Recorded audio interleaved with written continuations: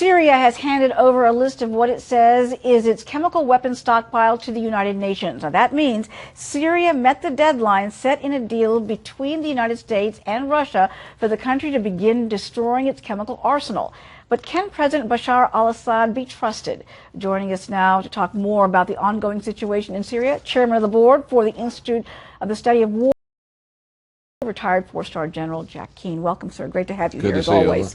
Let's talk for a moment about the fact that it did turn over its list, its inventory of chemical weapons. That surprised a lot of people. I think it did. It surprised our government. It surprised most observers. It remains to be seen how accurate and how complete that list is. It'll take a while to do that. And then in November, they're supposed to be on site to verify what's on that list. Can this government be trusted to follow through in a way that really makes a difference in the long haul? Well, I think not, and I think that's obvious to all of our viewers.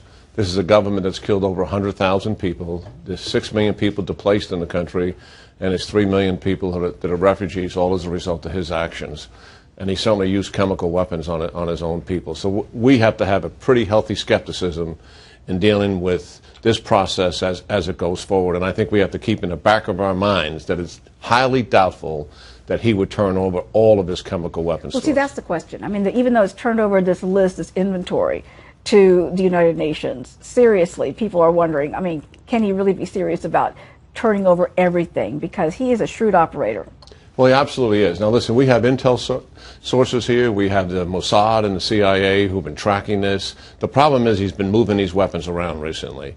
So we may, in fact, not know where every single chemical weapon site is presently. But we're going to know where most of them are. And certainly we'll be able to tell with the on-site visits that eventually will be conducted whether we're going to really get our hands on these chemical weapons to the degree that we want to.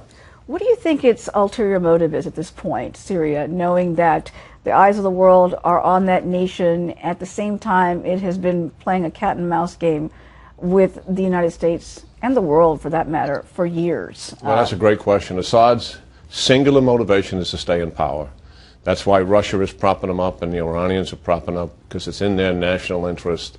I mean, frankly, our policy now is more towards chemical weapons disarmament than it is to a strategic view of what's happening in Syria. I think what we have, Ulmer, is a near-term diplomatic gain with the potential of a long-term strategic loss. And I mean that the opportunity to adjust the strategic balance with Iran is probably going to be lost because Assad is being legitimized by this disarmament policy. He's going to be able to consolidate power.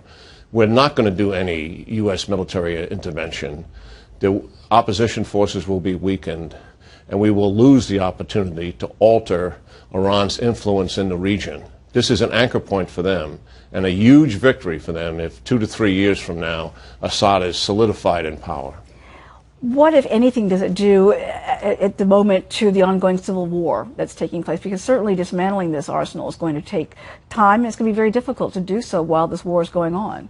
Well, there are moderate opposition forces that our Central Intelligence Agency has vetted, and that are the forces that our government wants to assist. We are just beginning to give them some weapons. They want more of them and more sophisticated weapons and other equipment as well, and they also need training for their forces. We have some going on right now in Jordan, but it's very modest. We can increase that rather dramatically.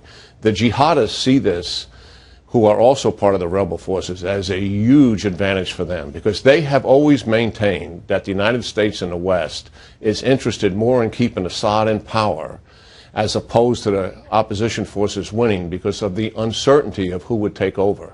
So they are using this as a huge propaganda victory for themselves, and it's going to embolden them to a certain degree.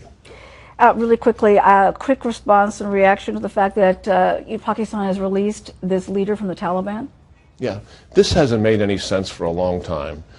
Afghanistan has been releasing Taliban leaders for over a year. Pakistan has released 30-plus other Afghan Taliban leaders prior to this one. Admittedly, this is the most influential. Think about it.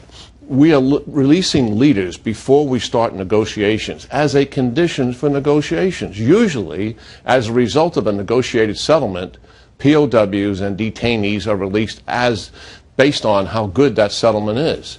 This doesn't make any sense. Many of those leaders that have been released in the past, not surprising, are back in the fight. It's unbelievable. The stakes remain really quite high, sir. Thank you. Always great to see you. It's good Appreciate talking it. to you, Emma.